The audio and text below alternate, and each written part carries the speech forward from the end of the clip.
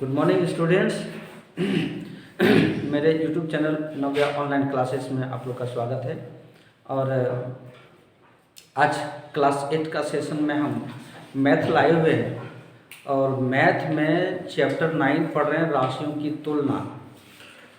आज के सेशन में देखना ये है कि साधारण ब्याज और चक्रवृद्धि ब्याज से संबंधित जो फार्मूला है और इससे संबंधित जो बातें हैं सो साधारण ब्याज और चक्रवृद्धि ब्याज की स्थिति कब बनती है, हम लोग उसको ज़रा सा आज समझने का कोशिश करते हैं।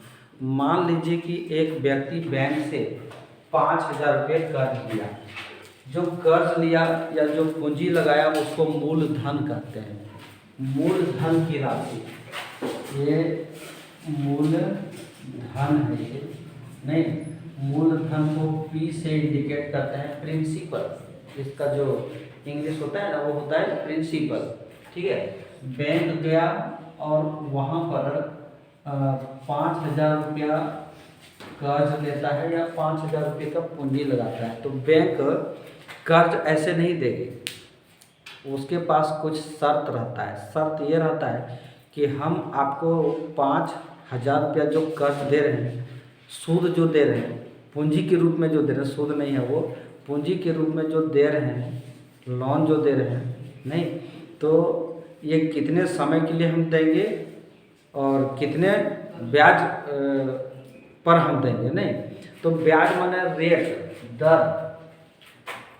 ब्याज का जो दर रहता है ना, रेट जिसको बोलते हैं, इसको हम R से इंडिकेट करते हैं, रेट फॉर दर, नहीं आर हम लिखना चाह रहे हैं, सो गजब लिखा है R। कहता है कि हम आपसे 5% वार्षिक लेंगे। 5% वार्षिक मतलब कि एक साल पर 5% लेंगे हम, एक साल पर 5% लेंगे और आपको 3 साल के अंदर वापस कर देना होगा पैसा। ठीक है, तो ये 3 साल जो बताए हैं वो समय बताए हैं। समय को हम लोग T से या तो नंबर ऑफ टर्म N से भी इंडिकेट करते हैं। ठीक है, समय दिया हुआ 3 वर्ष। जानते हो कि अब हमको पता करना हो कि ब्याज कितना देना पड़ेगा, नहीं तो अब लोग कैलकुलेट करने लगता है कि ब्याज यानी सूद हमको कितना देना होगा। तो ये कह देता है कि हम आपसे साधारण ब्याज लेंगे, नहीं तो साधारण ब्याज यानी SI, सिंपल इंटरेस्ट कितना होगा। अब सिंपल इंटरेस्ट के साथ साथ 3 साल के बाद जो तुम 5,000 रुपया लिए हो ना, वो भी देना होगा। केवल इंटरेस्ट ही नहीं देना होगा, साथ में जो बैंक से 5,000 रुपया लिए ना उसको भी वापस कर देना पड़ेगा और अलग से सूद। मतलब अब पता चल गया कि हमको मिश्र धन जिसको बोलते हैं, मिश्र धन जिसको हम लोग अमाउंट बोलते हैं, अमाउंट कितना देना होगा।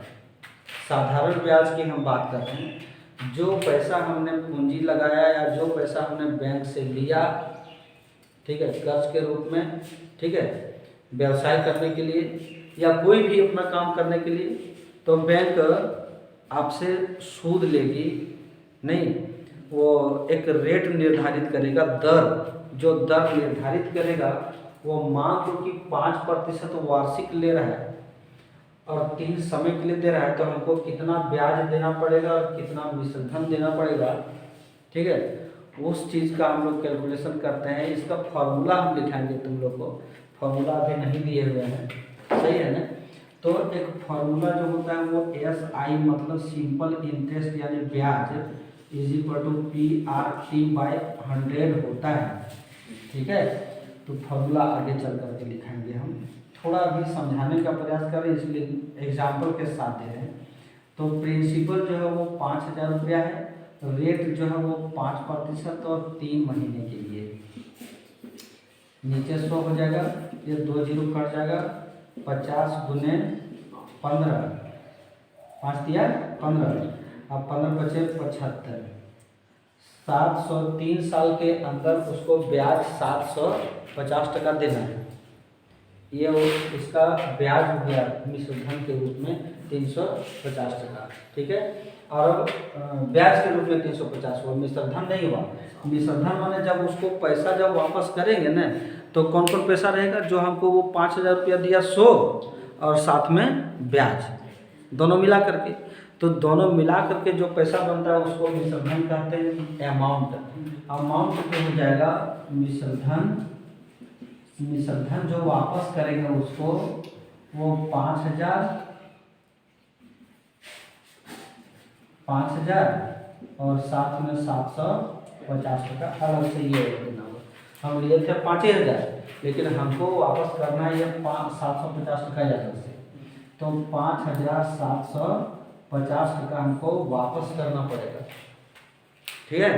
तो इस प्रकार ये जो देखे वो देखे हम साधारण ब्याज नहीं, लेकिन बैंक अक्सर साधारण ब्याज नहीं लेती है, वो चक्रवृद्धि ब्याज लेती है। चक्रवृद्धि ब्याज माने कंपाउंड इंटरेस्ट, उसको CI कहते हैं।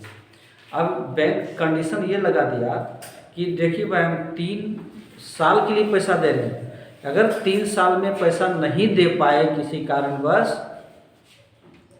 तब जो मिश्र धन बनेगा उस पर फिर 5% इंटरेस्ट लगेगा, और फिर अगले 3 साल के लिए आपको हम छोड़ेंगे। मिश्र धन वही है, क्या है कि मूलधन और ब्याज जोड़ करके लिए। अब ये अगले 3 साल के लिए जो देगा, तो ये मूलधन हो जाएगा। अगर 5,750 टका जो कि दे नहीं पाए 3 साल में, हमारे पास औकात नहीं रहा, हम 3 साल में दे नहीं पाए, अब बैंक जो जोड़ेगा वो 5,750 पर अब फिर 5% जोड़ेगा नहीं, और फिर अगले 3 साल के लिए जोड़ेगा, तो हमारे लिए नुकसान है ना। साधारण ब्याज में वैसे नहीं, मूलधन का ब्याज जोड़ करके जो मिश्रधन प्राप्त होता है, वो अगले सेशन के लिए मिश्रधन में वो मूलधन बन जाता है। क्या बन जाता है, वो मूलधन बन जाता है, बुझे। तो अगर क्या करेगा, जब मिश्रधन देगा ना, तो अगर अगले 3 साल के लिए प्रिंसिपल जो होगा वो 5,750 टका पर हो जाएगा, इतना रुपया होगा। अब उसको मूलधन कहेगा वो, और रेट तो वही लगेगा 5%। और फिर बोला कि आपको हम समय जो दे रहे हैं वो 3 वर्ष के लिए दे रहे हैं नहीं, तो फिर इसका जो ब्याज लगेगा वो PRC/100 करके लगेगा, सही है ना। तो मिश्रधन वो हो गया और मूलधन ये हो गया, ठीक है। हम एक केवल एग्जाम्पल ले करके बताए थे। अब इससे संबंधित हम तुमको फॉर्मूला देते हैं कुछ नहीं, तो फॉर्मूला हम लिखते जा रहे हैं। साधारण ब्याज और चक्रवृद्धि ब्याज दोनों का फॉर्मूला,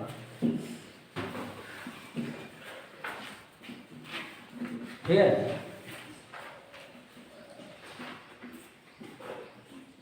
पहले ही बताए थे कि A = सबसे पहले हम लिखेंगे, सही लिखते थे, A = P + SI। ए मतलब मिश्र धन, पूरा लिखने में ये समझ में आएगा, पूरा लिख देते हैं। मिश्र धन = मूलधन प्लस ब्याज, साधारण ब्याज कर सकते हो, फिर मूलधन = मिश्र धन माइनस ब्याज, फिर ब्याज = मिश्र धन माइनस मूलधन। साधारण ब्याज = मूलधन गुने समय गुने दर बटे 100, ठीक है। इसी को SI = P TR बटे 100 कहेंगे। ये मूलधन, ये समय और ये दर हो गया जी। तो साधारण ब्याज का सूत्र इतना ही है। अब चक्रवृद्धि ब्याज में अगर हम चलते हैं नहीं तो A=P1 + R/100 पर पावर यहाँ पर 100 पर पावर यहाँ पर हम T कर देते हैं। T का मतलब समय हो जाता है। चक्रवृद्धि ब्याज में वो है एक ही फॉर्मूला इसमें यही लागू होगा। CI अगर निकालना हमें तो A + P हो जाएगा। और CI निकालने का एक डायरेक्ट फॉर्मूला मेरे पास है, वो ये है कि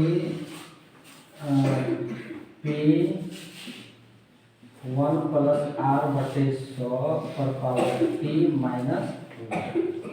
ये भी एक फॉर्मूला है चक्रवृद्धि ब्याज निकालने का। तो इसको हम फॉर्मूला नंबर 5 कर देते हैं, 6 कर देते हैं, ये 7 कर देते हैं। ठीक है, तो 4-5 फॉर्मूला है हमारा इस प्रकार चक्रवृद्धि ब्याज बनाने का, और साधारण ब्याज भी इसमें है।